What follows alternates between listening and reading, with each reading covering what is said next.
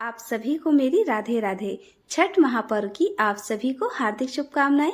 स्वागत करती हूं आप सभी का अपने चैनल सानवी ब्लॉग्स में। इस वीडियो में हम जानेंगे छठ पूजा के बारे में। छठ पूजा कब है, छठ पूजा का व्रत कैसे करना है, नहाए खाए और खरना का क्या नियम होता है, व्रत और पारण तक के सभी विधि नियम, डाल कलशुप कैसे सजाएं, बाल किस दिन धोएं और व्रत से जुड़ी हुई तमाम छोटी छोटी ऐसी बातें जिनका ध्यान हमें रखना चाहिए। तो छठ व्रत की संपूर्ण जानकारी के लिए मेरे साथ बने रहे अंत तक, क्योंकि वीडियो बहुत ही महत्वपूर्ण है। तो फ्रेंड्स, वीडियो शुरू करने से पहले एक छोटी सी रिक्वेस्ट है, अगर अभी तक आपने मेरा चैनल सब्सक्राइब नहीं किया है तो प्लीज चैनल को सब्सक्राइब कर लीजिए। वीडियो थोड़ी सी भी अच्छी लगे तो वीडियो को लाइक जरूर कर दीजिएगा। तो चलिए शुरुआत करते हैं अपनी वीडियो की। इस बार छठ पर्व स्टार्ट हो रहा है 25 अक्टूबर नहाए खाए से। 26 अक्टूबर खरना है, पहला अर्घ शाम का 27 अक्टूबर है और दूसरा अर्घ है 28 अक्टूबर। तो ये 4 दिवसीय पर्व है जो कि 25 तारीख से शुरू हो रहा है और 28 तारीख पे खत्म हो रहा है। सुख समृद्धि, संतान तथा मनोकामना की पूर्ति का छठ पर्व भगवान सूर्य की आराधना का पर्व है। साथ ही छठ का अर्थ होता है षष्ठी, अतः षष्ठी तिथि के दिन सूर्य षष्ठी होने के कारण इसे छठ कहा जाता है। साथ ही छठ माता जो कि भगवान सूर्य नारायण भगवान की बहन है, छठ के व्रत में बिना अन्न जल लिए 36 घंटे का उपवास करते हैं। छठ पर 4 दिन का व्रत होता है। इसमें पवित्रता का विशेष महत्व है। इसे पूरे मन से और पूरी शुद्धता के साथ किया जाता है। अगर आप पहली बार छठ पूजा करने की सोच रहे हैं तो अपने मन में ये पूरा दृढ़ संकल्प कर लीजिए कि क्योंकि बहुत ही कठोर व्रत होता है, 36 घंटे बिना अन्न जल के रहना पड़ता है, बहुत सी तैयारियां करनी पड़ती हैं, प्रसाद बनाना पड़ता है, बहुत से नियम का पालन करना होता है। अगर आप अकेले हैं तो किसी न किसी को अपने साथ जरूर बुला ले आपकी सहायता के लिए। तो फ्रेंड्स, छठ महापर्व कार्तिक शुक्ल पक्ष की चतुर्थ तिथि से प्रारंभ हो जाता है और सप्तमी तिथि को पूर्ण होता है। छठ के पहले दिन नहाए खाए होता है। छठ के पहले दिन अपने घर की पूरी साफ सफाई करके शुद्ध कर लेते हैं। इसके लिए अगर आपको मेरी एक सलाह मैं आपको दूं तो आप एक कमरा खाली करके साफ स्वच्छ कर लें, ताकि आप छठ पूजा से संबंधित सभी कार्य उसमें कर सकें। अपनी पूजा की सामग्री, दौरा, सुपेली, फल, पूजा के जो भी सामान है, प्रसाद भी आप उसमें बना सकते हैं। और वो एक अलग सेपरेट कमरा होता है जिसमें किसी का भी प्रवेश मना होता है। जो व्रती लोग होते हैं बस वही जा सकते हैं और बच्चे वगैरह जो दूसरे पर्सन हैं वो नहीं एंट्री कर सकते। तो इस तरीके से छठ पूजा के लिए आप अपना एक रूम तैयार कर लीजिए। तो फ्रेंड्स, आइए जान लेते हैं कि नहाए खाए वाले दिन हमें क्या करना है। तो सुबह सुबह हमें उठ के अपना ब्रश का यूज नहीं करना है। हमें दातुन से ही अपना ब्रश करना है, दांतों को साफ करना है और सिर धोकर अच्छे से नहा लेना है। नाखून वगैरह आप काट लीजिएगा, दातुन ना हो तो पहले से ही अरेंज कर लीजिएगा। 4 दिन के लिए 4 दातुन की जरूरत होती है, क्योंकि नहाए खाए के दिन, खरना के दिन, छठ के दिन और छठ के अगले दिन, चारों दिन ही आप दातुन का ही इस्तेमाल करेंगे, ब्रश का इस्तेमाल नहीं करेंगे। तो नहा धोकर शुद्ध साफ कपड़े पहनकर हम अपने छठ व्रत की शुरुआत करते हैं। मांग में पीला सिंदूर जरूर कर लें और सिंदूर हमेशा बैठ के ही अपनी मांग में लगाना चाहिए। और फिर प्रतिदिन की तरह अपना पूजा पाठ आप कर लीजिए। सूर्य नारायण भगवान को जल चढ़ा दीजिए, तुलसी माता को जल चढ़ा दीजिए। अपने घर में अपने भगवान जी का जो भी पूजा पाठ आप करती हैं उस तरीके से आप कर लीजिए। इतना होने के बाद आपको उस दिन शुद्ध सात्विक भोजन ही करना है। लहसुन प्याज आपको बिल्कुल भी इस्तेमाल नहीं करना। अपना किचन बहुत अच्छे से साफ सुथरा करके ही अपना भोजन बनाएं। अगर आपने अलग से चूल्हा वगैरह रखा है तो आप उस पे भी अपना बना सकती हैं। नहाए खाए के दिन लौकी दाल खाने का विशेष नियम होता है, जो चने की दाल और लौकी डालकर बनाया जाता है। आज का जो खाना बनता है उसमें सरसों का तेल यूज नहीं करते, रिफाइंड या घी का यूज करते हैं। रिफाइंड या घी में ही अपनी सब्जी वगैरह या दाल वगैरह का आप छौंका लगाएंगे। नमक का यूज नहीं करना है, सेंधा नमक बनाते हैं। इसके साथ साथ बाकी जो घर के मेंबर होते हैं वो भी लहसुन प्याज नहीं खाते हैं बिल्कुल भी। छठ जिस घर में होती है वहाँ पे विशेष साफ सफाई का आप लोग ध्यान रखिए। और फ्रेंड्स, छठ पूजा का जो प्रसाद बनता है वो बिल्कुल ही साफ सुथरा मतलब वो आटा होना चाहिए। गांव में तो गेहूं धोकर सुखाया जाता है और सूखने के बाद उसे पिसवाया जाता है और सुखाने के समय एक पर्सन छत पे बैठता है ताकि कोई चिड़िया या कोई पक्षी उसको झूठा ना कर दे। इस बात का विशेष ध्यान रखना चाहिए कि बिल्कुल भी साफ सुथरा आटा होना चाहिए। अगर नहीं आपसे पॉसिबल होता है गेहूं पीस कर ये काम करवाना, तो आप मार्केट से साफ सुथरा आटा लाके उसको अलग जगह पे रखिए, अपने प्रतिदिन के खाने से अलग हटा के, ताकि मतलब जैसे प्रतिदिन का जो खाना होता है भूले भटके लहसुन प्याज टच हो ही जाता है, तो आप अपना छठ वाला जो भी है आप वो अलग ही उसकी सामग्री रखिए और फिर अपना प्रसाद आप अगले दिन ही तैयार करेंगे और उस दिन अपना जो भी भोजन करना है वो भी साफ सुथरे से ही करिएगा। इसके अलावा फ्रेंड्स, छठ पूजा में नए वस्त्र पहने जाते हैं, तो आप अपनी पहले ही साड़ी वगैरह ब्लाउज सब तैयार करवा लीजिए। चूड़ी भी अपनी बदल लेनी चाहिए आज के दिन, और मतलब सफेद और काले रंग के वस्त्रों का आप इस्तेमाल नहीं करें। वैसे तो छठ पूजा का मतलब कहीं कहीं नियम होता है कि कोरा वस्त्र ही लगता है और कहीं कहीं पे अपने धुले हुए कपड़े भी पहन लेते हैं। अगर मान लीजिए कि आप खरना का व्रत कर रही हैं, तब तो आपको 25 तारीख को अपना नहाई खाई करना है। अगर आप खरना नहीं कर रही हैं तो अब आप 26 तारीख को अपना नहाई खाई करेंगे, यानी 26 तारीख को आपको लौका भात खाना है। और अगर आप 26 तारीख का खरना कर रही हैं तो आपको 25 तारीख को लौका भात खाना है। तो इस बात को आप ध्यान रखिए। अगर देखिए महिलाएं तो अपनी साड़ी वगैरह चूड़ी वगैरह हर चीज अपनी तैयार कर लें। अगर आप संझवत का व्रत कर रही हैं, क्योंकि उसमें छठ माई की पूजा होती है, साड़ी वगैरह चढ़ाई जाती है, तो और पुरुष कर रहे हैं तो वो भी अपना धोती गमछा कुर्ता ले लें, और वो भी सफेद रंग या काले रंग का ना लें। धोती सफेद है तो पीले रंग में उसको कलर कर दे। अब दूसरा दिन होता है खरना। तो खरने के दिन हमें क्या करना है? तो फ्रेंड्स, खरना के दिन आप पूरे दिन ही निर्जला व्रत किया जाता है इसमें भी। और आप क्या कीजिएगा कि 3 से 4 बजे के बीच में आप मतलब स्नान कर लीजिएगा, या 2 से 3 बजे के बीच में स्नान कर लीजिएगा। फिर एक लोटे में जल लेकर लाल चंदन मिलाकर एक लाल पुष्प उसमें डाल दीजिएगा, और सूर्य नारायण भगवान को जब लाल हो जाते हैं शाम के समय, उस समय आपको सूर्य नारायण भगवान को अर्घ देना है। घी का दीपक जलाना है, सिंदूर से 6 बार तिलक भी कर देना है, और वहां पे आपको 6 बार अपनी परिक्रमा भी कर लेनी है। फिर उसके बाद आप चूल्हे पर या अलग से आपने गैस रखा है तो आप उसे छठ माई का प्रसाद बनाएं। मतलब कि खरना वाले दिन शाम के समय रोटी खीर का प्रसाद ही व्रती महिलाओं को खाना होता है।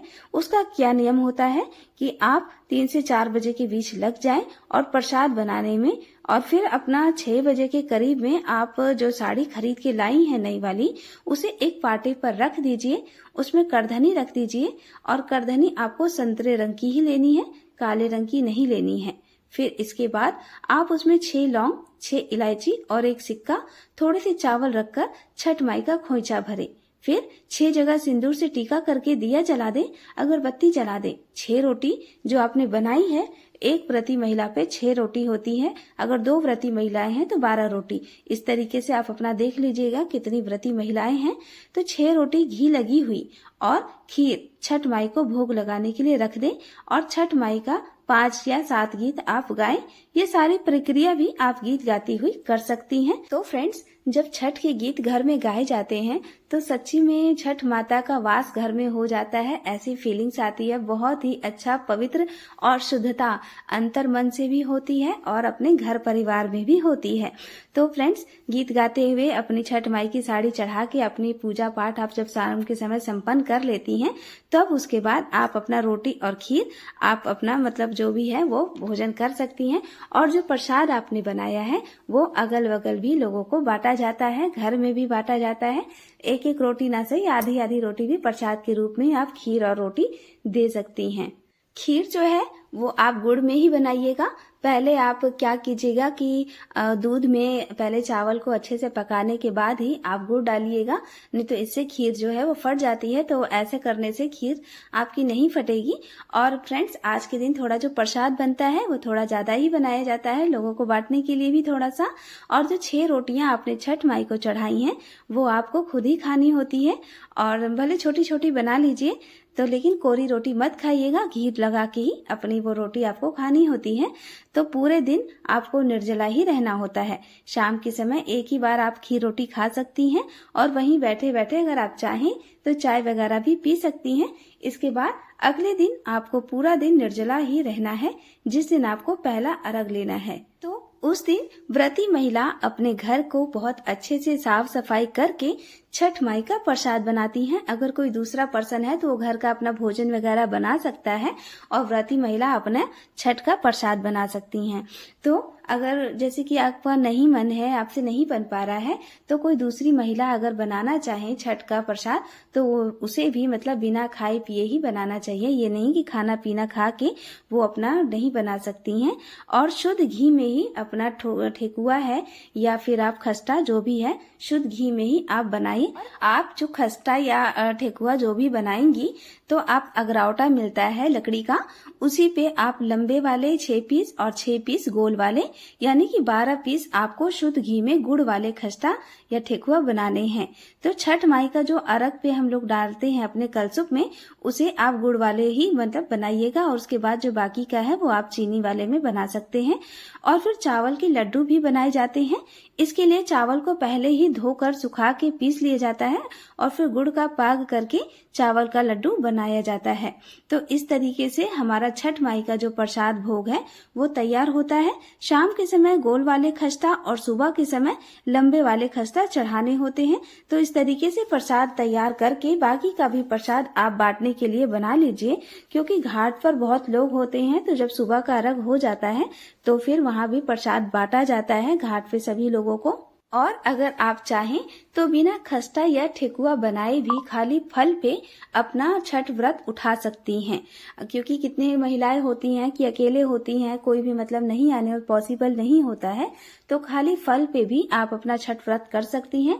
जरूरी नहीं है कि खस्ता वगैरह बनाएं, अगर चाहें थोड़ा बहुत तो आप 12 पीस भी बना के अपना नियम धर्म कर सकती हैं और प्रसाद रूप में आप अपना फल वगैरह बांट सकती हैं।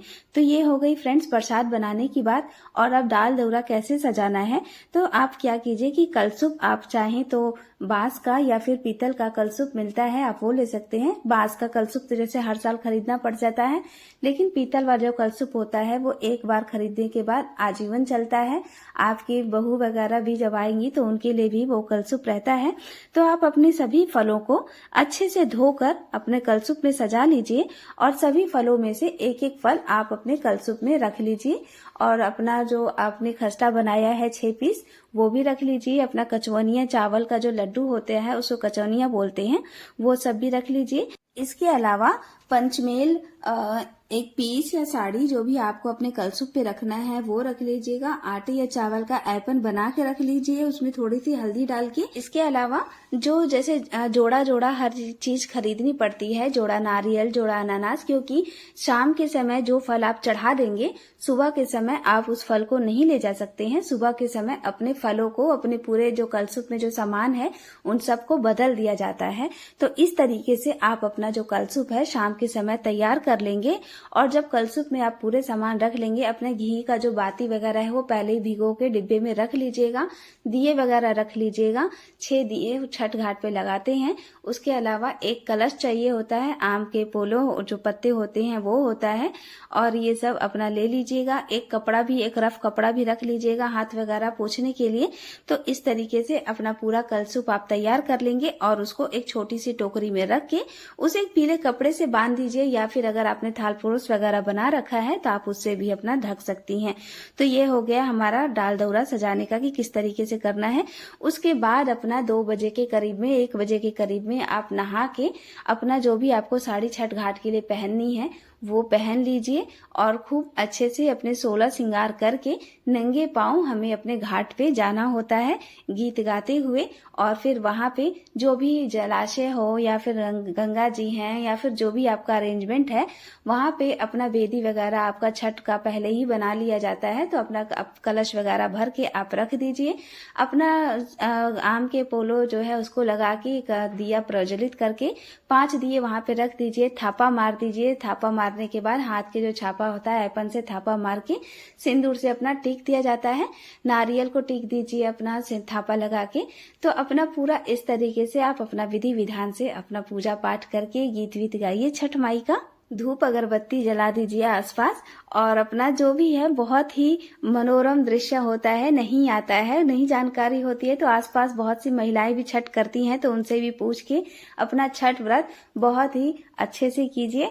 और छठ भगवान से, सूर्य नारायण भगवान से प्रार्थना कीजिए। शाम के समय अपना अर्घ लिया जाता है, गाय के दूध से अर्घ लेते हैं, गंगा जल से अर्घ लेते हैं, तो दूध में ही गंगा जल मिला के अर्घ लिया जाता है। तो पंडित जी ही अर्घ दिलाते हैं और अपने बेटे से, अपने पति से भी आप अर्घ ले सकते हैं। तो ये हो गया शाम का विधि नियम। और जो दिया होता है कलश पर का, उसमें इतना घी डाल दीजिए कि वो रात भर अपना दिया जलता रहे। और सुबह के समय अपना 2:30-3 बजे के करीब में उठ के नहा धो के फिर से व्रती महिला तैयार होके फिर से घाट पे पहुंच जाती हैं और सुबह के समय अपना उसी प्रकार से दिया बाती करती हैं, उसी वेदी पे बैठती हैं और फिर से नए दिए 6 पीस लेते हैं, वो लगाते हैं। पूरा फल वगैरह की टोकरी बदल दीजिए। इसके बाद सूर्य उदय होने पे अर्घ लीजिए अपने बेटे से, पति से, पंडित जी से अर्घ लेने के बाद सभी सुहागिन व्रती महिलाओं का आशीर्वाद लीजिए, पैर छुइए, खोइछा भरिए, नाक से लेकर मांग तक पूरा अपना सिंदूर टीकिए। 5 महिलाओं का आप भी सिंदूर टीकिए, 5 महिलाओं से आप भी अपना मतलब करवाइए।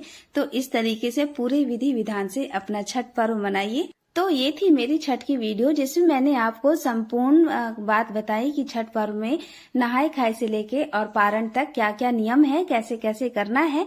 हाँ फ्रेंड्स, एक और इम्पोर्टेंट बात है कि जो साड़ी है वो जो आप खरना के दिन छठ माई को चढ़ाएंगे वही आप शाम के समय पहनिएगा। कहीं कहीं का ये नियम होता है कि आप धुली हुई साड़ी भी पहन सकती हैं, लेकिन हमारे यहाँ जो होता है वो कोरी साड़ी ही पहनी जाती है। तो आप अपना देख लीजिएगा क्या करना है। और इस तरीके से तो ऐसा कुछ नहीं है, न मेरे मायके में वह धुली हुई साफ सुथरी साड़ी पहनी जाती है। देखिएगा कि मतलब फैंसी वगैरह की वो साड़ी ना हो तो बहुत ही अच्छा रहता है। तो फ्रेंड्स, आज की मेरी वीडियो आपको कैसी लगी, ये जानकारी कैसी लगी, कमेंट बॉक्स में जरूर छठ मैया जरूर लिखिएगा। और मिलते हैं अपने नेक्स्ट वीडियो में। तब तक आप सभी लोगों का बहुत बहुत धन्यवाद। चैनल को सब्सक्राइब, वीडियो को लाइक जरूर कर दीजिए।